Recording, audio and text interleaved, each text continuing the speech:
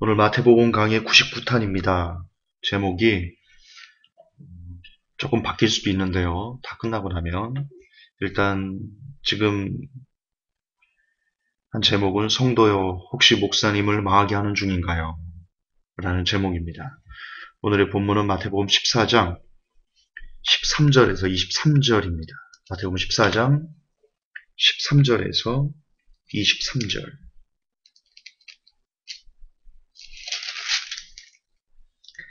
제가 읽겠습니다. 예수님께서 그것을 들으시고 배를 타고 거기를 떠나사 따로 외딴 곳으로 가시니 사람들이 그것을 듣고 도시들에서 나와 걸어서 그분을 따라가매 예수님께서 나오셔서 큰 무리를 보시고 그들을 불쌍히 여기는 마음을 가지사 그들의 병든 자들을 고쳐주시니라. 저녁이 되매 그분의 제자들이 그분께 나와 이르되 이곳은 외딴 곳이요 때도 이미 이제 지났으니 무리를 보내어 그들이 마을로 들어가 스스로 양식을 사게 하소서 하거늘 예수님께서 그들에게 이르시되 그들이 떠날 필요가 없다. 너희가 그들에게 주어 먹게 하라 하시되 그들이 그분께 이르되 여기 우리에게는 단지 빵 5개와 물고기 2마리만 있나이다 하니 그분께서 이르시되 그것들을 이리로 내게 가져오라 하시며 무리에게 명령하사 잔디에 앉게 하시고 빵 5개와 물고기 2마리를 취하사 하늘을 우러러 보시며 축복하시고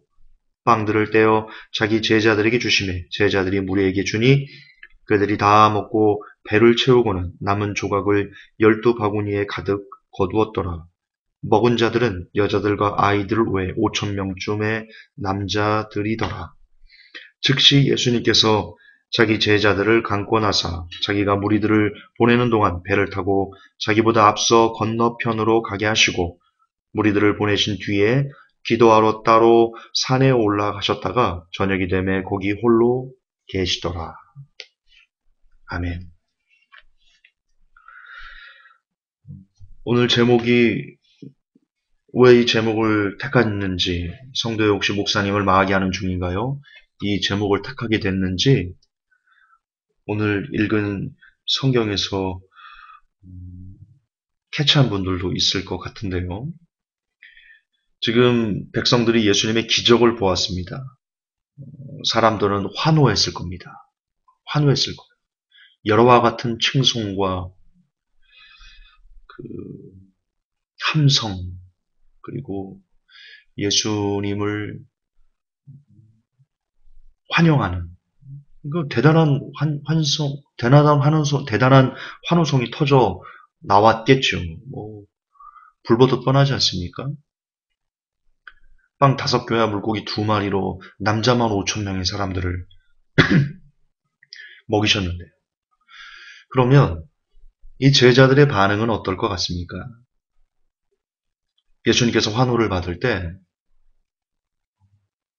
사람들이 예수님을 메시아야, 하나님의 아들이야 그렇게 떠받들고 칭송하며 열렬히 환호할 때 그분의 사도라는 이름을 가진 제자들은 어떤 상태였을까?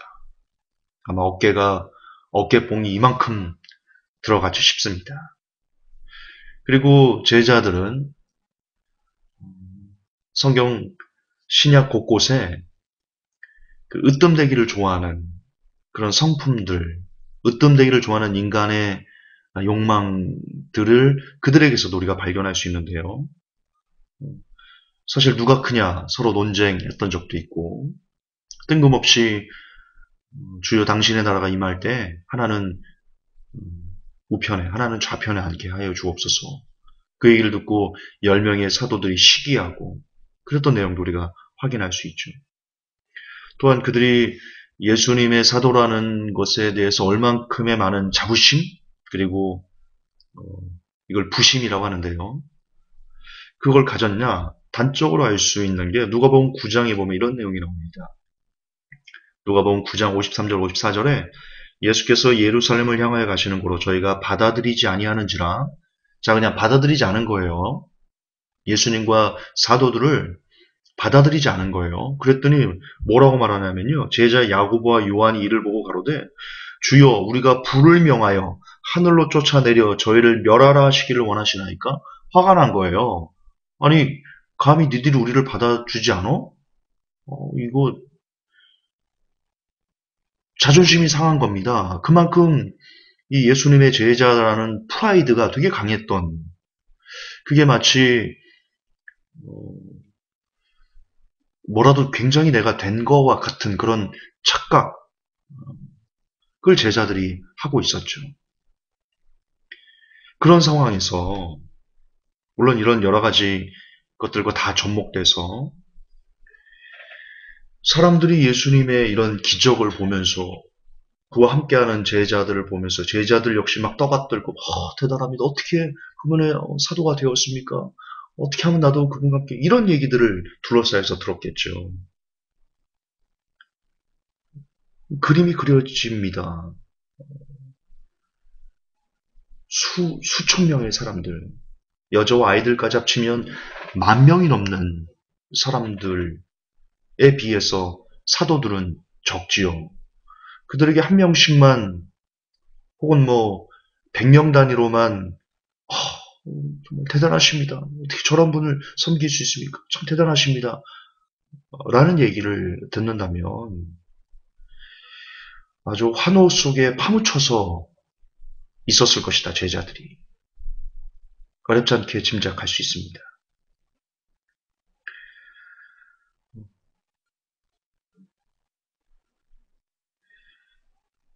근데 문제는요, 그렇게 사람들에게 머물러서 사람들로 하여금 칭송을 받고 높임을 받고 그러면 그게 굉장히 그 사람의 영혼에 안 좋다는 거죠.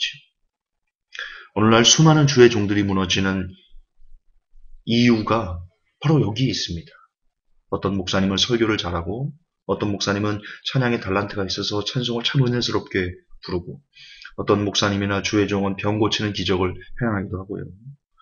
그 외에 주를 위해서 각종 고난의 길을 걸으면 목사님이나 주의 종들, 선교사님들 이런 분들이 원치 않아도 사람 그분을 따르는 사람들이 늘어나게 되고요. 그리고 그들에게서 존경심을 받게 됩니다. 그래서 사람들에게 그렇게 둘러싸여 칭송을 받게 되면 이건 뭐 필연적이죠. 그렇게 사람들에게 둘러싸여 칭송을 받습니다. 필연적입니다. 여러분 유튜브에서 설교 잘한다는 목사님들, 유명한 목사님들이 설교를 올렸을 때 거기에 달리는 댓글들을 보십시오. 저는 낯이 뜨거워서 그 댓글을 볼 수가 없습니다.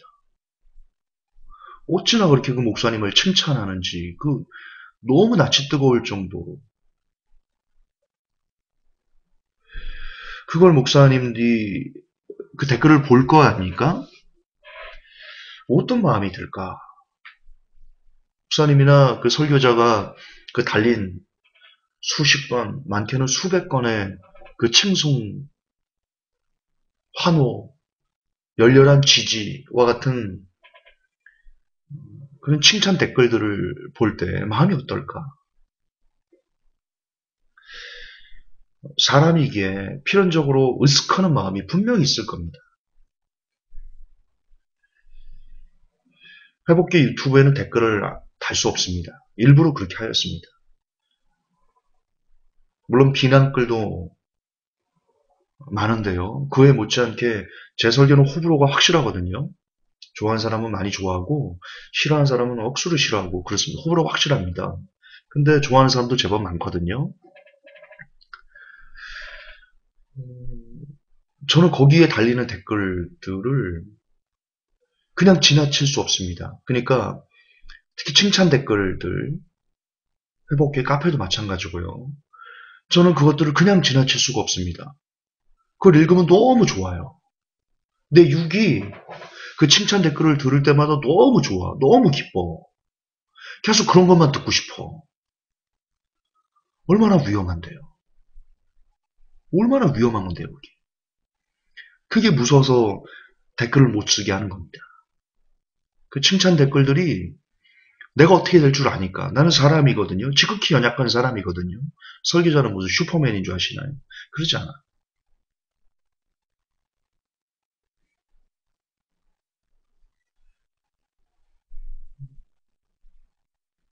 내가 나도 모르게 대단한 사람인 것처럼 스스로 여길 것이 너무나 뻔하기 때문에, 그리 되기 때문에, 그것이 한 번, 두 번, 세 번 계속해서 반복, 뭐 일주일, 1년, 2년 계속 그렇게 반복해서 칭찬글을 들어보십시오. 설교를 올릴 때마다, 글을 쓸 때마다. 그 사람이 어떻게 될 것 같습니까? 그 목사님이 어떻게 될 것 같습니까? 변질합니다.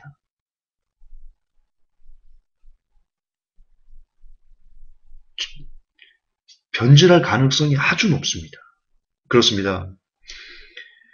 사람들 사이에 어떤 설교를 잘하고 찬양을 잘하고 병도 고치고 주를 위해서 헌신하고 봉사하고 그렇게 하나님의 능력과 어떤 표적과 이적들을 심지어 나타내기도 하고, 그래서 사람들이 막 우르르 몰려들어서 칭송을 할 때 그 자리에 계속 머물러 있으면, 계속 그 자리를 벗어나지 않고 머물러 있으면 아주 위험한, 그 주의 종은, 그 사역자는 정말 위험한 그런 상황으로 치달을 수밖에 없다. 왜? 사람이니까. 오늘 예수님께서 제자들을 어떻게 하십니까? 성경에 어떻게 나와 있습니까? 이런 기적을 행하고 무리들이 막 둘러싸여 있을 때 22절에 즉시 예수님께서 자기 제자들을 강권하사, 이 강권하사가요, 원어로 아난카조입니다. 헬라어로 아난카조인데요. 뜻이 뭐냐? 억지로나 강제로 무엇을 시키다라는 뜻입니다. 자, 우리가 이 강권하사라는 단어, 재촉하사라는 단어, 이 하나로 무엇을 알 수 있냐? 처음에 예수님께서 제자들을 보고 가라 했겠죠. 여기 머물러 있지 말고 저 건너편 어디로 가 있어라. 제자들이 안 간 겁니다. 안 간 거예요.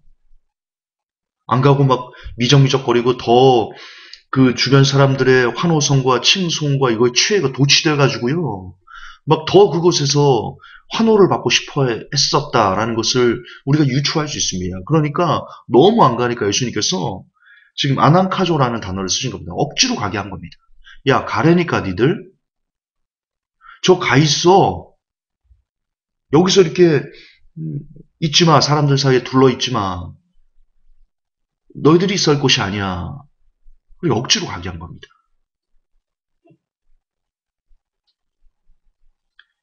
그리고 그분께서도 본인께서도 제자들을 보낸 다음에 무리들을 다 보내고, 무리들이 안 가려고 했겠죠. 또 안 가려고 했을 거. 무리들이, 그러니까 제자들이 안 간 것도 있지만 무리들 역시 떠나지 않으려고 했었지요.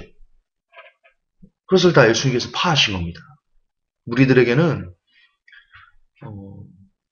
어서 가라고, 여기 머물지 말라고, 가라고 얘기하고, 제자들에게는 다른 데로 가라고. 그리고 본인께서도 홀로 기도하셨습니다.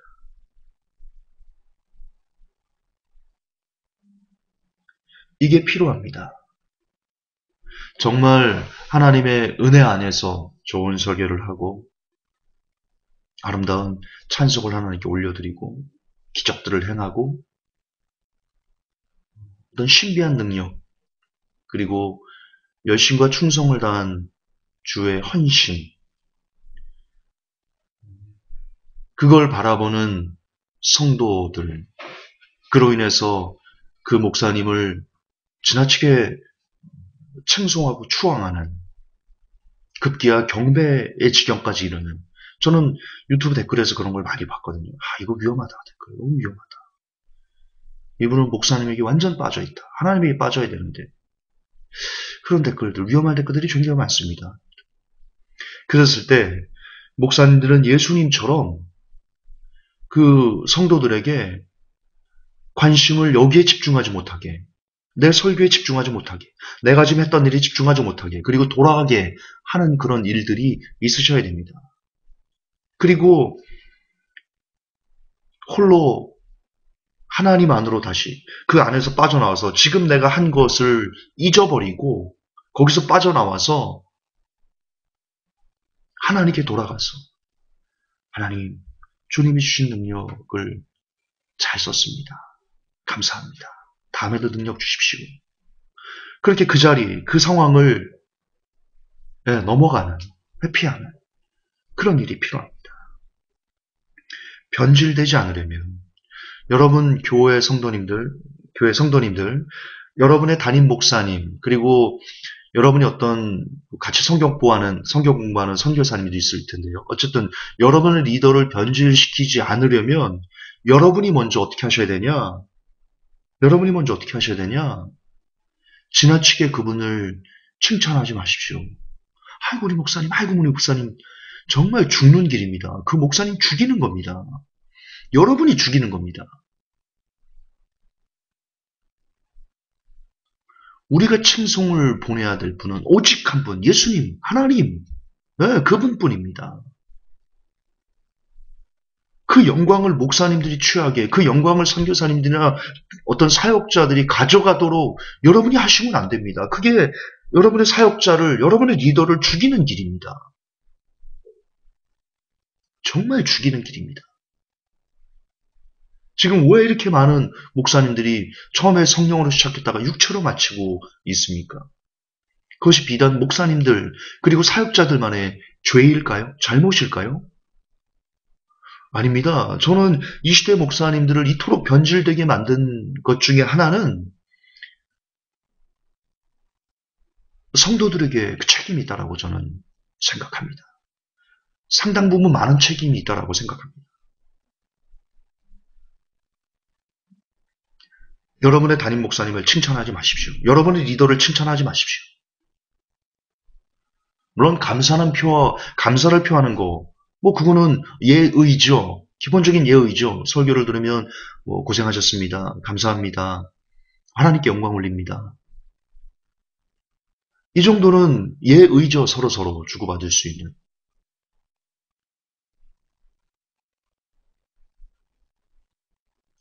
그러나 지나칠 정도로 마치 그분이 내게 은혜를 내려주신 것처럼, 목사님이 내게 은혜를 내려주신 것처럼, 어떤 설교는 목사님이 내 생명을 살렸습니다. 말이 안 되는 겁니다. 말이 안 되는 거예요.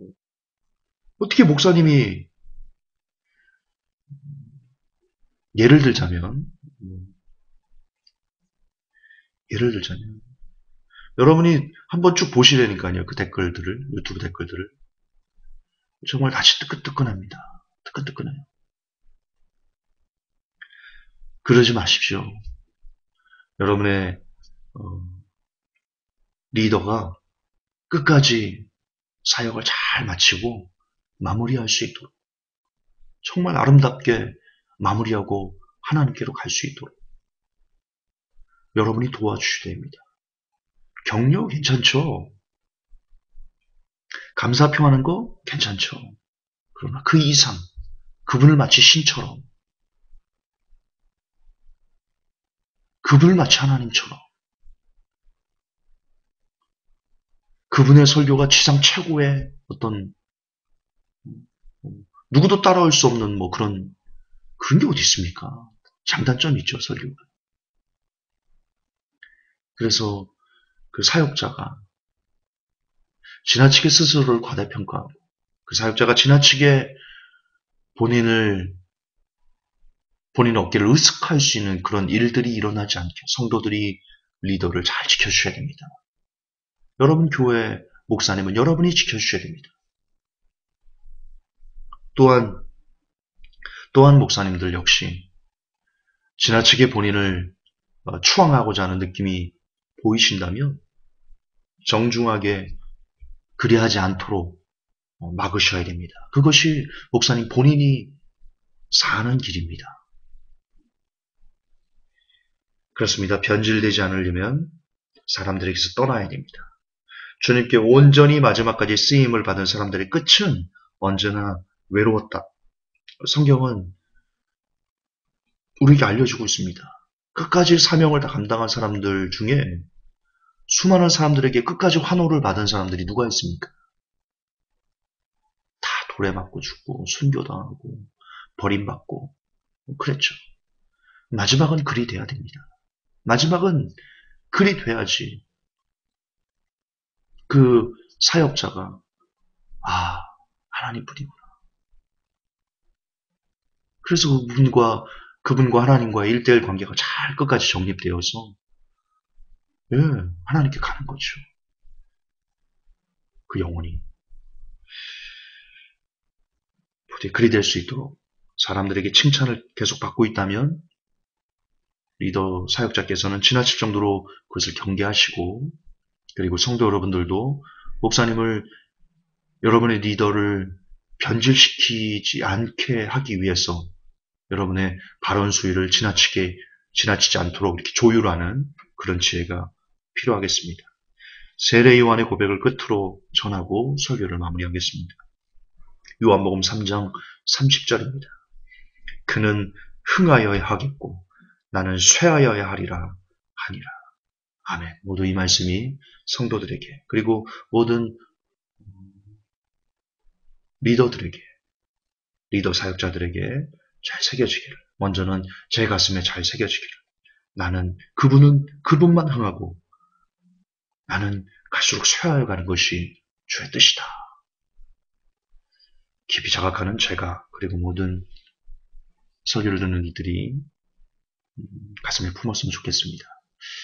하나님, 오늘 마태복음 강의 99탄을 통해서 어떻게 하면 목사님들이 변질되지 않고, 목회자들이 변질되지 않고, 그리고 성도들이 그런 리더 목회자를 도울 수 있는지에 대해서 생각을 나누었습니다. 잘 많은 분들이 새겨들어서 서로가 서로를 지켜주며 서로가 서로를 온전히 하나님께 드릴 수 있는데 도움을 줄 수 있는 그런 귀한 관계가 정립될 수 있도록 도와 주시옵소서. 걸어가신 우리 구주 예수님 이름 받들어 감사하며 기도하옵나이다. 아멘.